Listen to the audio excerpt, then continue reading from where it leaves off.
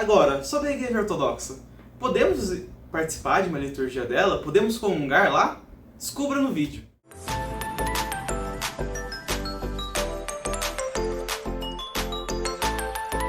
Eu sou o Vinícius. Eu sou o Leonardo. E hoje vamos continuar falando sobre as diferenças entre a Igreja Católica e a Igreja Ortodoxa. Nesse vídeo iremos detalhar mais sobre a comunhão entre as duas igrejas, como é que isso funciona, como é que isso está acontecendo e se existe de fato uma comunhão entre as duas. No último vídeo eu expliquei um pouco sobre essas diferenças mais mínimas entre as igrejas orientais e a igreja de rito latino, né? E agora nós precisamos falar sobre um tema que é muito pertinente, que é sobre a igreja ortodoxa. Afinal, a igreja ortodoxa ela possui várias vertentes, várias características que precisam ser analisadas com cuidado por nós da igreja latina, para que nós possamos entender sempre o papel ecumênico da igreja, que é sempre esse diálogo voltado para a unidade da igreja e nunca para a separação ou então para um cisma acontecer novamente, como nós vimos, e vamos ver o decorrer desse problema que foi causado pelas duas igrejas ali, que tiveram conflitos e que, infelizmente, gerou esse cisma, mas que nós precisamos tratar com a devida importância nesses momentos, principalmente que se fala muito sobre a Igreja Ortodoxa. Primeiramente, precisamos relembrar um pouco sobre a questão do cisma de 1054 entre Oriente e Ocidente.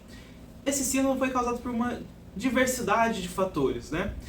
Inicialmente temos a discórdia entre o Papa da época e o Miguel Celulares, que já estava uma rixa muito grande. O Papa então manda uma comitiva papal até lá, que devido ao maltratamento recebido, acabam por excomungar Miguel Celulares.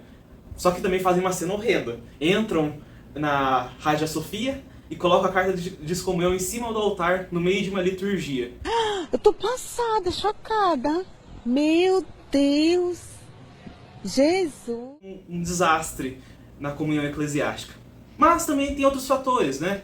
Os ortodoxos, por exemplo, à época acusavam os de rito latino, nós, católicos, de, por exemplo, utilizarmos o pão ázimo, que para eles não era um pão digno para a liturgia, e nós tínhamos alguns papéis ruins também. Por exemplo, a gente fez o cerco de Constantinopla e tomou a cidade principal deles. Então, é uma questão muito complicada que envolve não só questões teológicas, como também culturais e políticas, principalmente, neste primeiro momento. Orientais cismaram. A gente pode também citar o exemplo da igreja maronita, fundada por São Maron, que foi fundada em torno do seu mosteiro. Ele adaptou a tradição cristã, católica, à cultura libanesa. E essa igreja, por mais que ela tenha perdido contato com Roma por muito tempo, ela, quando reencontrada, percebeu-se que ali tinha uma comunidade cristã, católica, que sempre esteve em comunhão com Roma. Mesmo com a distância, nunca rompeu essa união que ela tinha com a Sé de Roma. Sempre reconheceu a Sé de Roma como a Sé mãe da igreja, que governa a igreja. E isso é muito interessante, que mesmo com a distância, essas igrejas não se separaram. Então não é uma questão geográfica. É uma questão que... tudo bem. Depois Aí, você pode falar assim... Se estamos em comunhão ou não. Aí é um assunto muito complicado. Por exemplo, desde São Paulo VI, o patriarca Anetágoras, a gente teve as excomunhões que ocorreram em 1054 levantadas. Mas ainda não é uma comunhão plena. Temos comunhão batismal, podemos, em casos de emergência, tomar a comunhão em uma igreja ortodoxa, caso não tenha uma igreja católica perto. Mas essa comunhão ainda não é plena. Há diversos fatores ainda que precisam ser tratados para que essa comunhão seja plena e que as tradições possam se integrar novamente em uma comunhão eclesiástica total. Então agora nós entendemos esse papel importante que a igreja faz na questão da unidade, né? Em reconhecer também os pontos das outras igrejas e também, né, recordarmos que nós somos o corpo de Cristo, nós temos a nossa unidade, cada membro possui uma importância nesse corpo e que nós nunca deixemos que um membro ele se separe, nem se torne qualquer coisa diferente do que aquilo que Cristo pediu.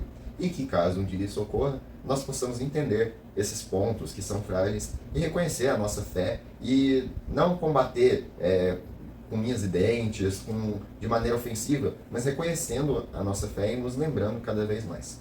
E esse foi o nosso vídeo, espero que todos tenham gostado. Até mais. Obrigado.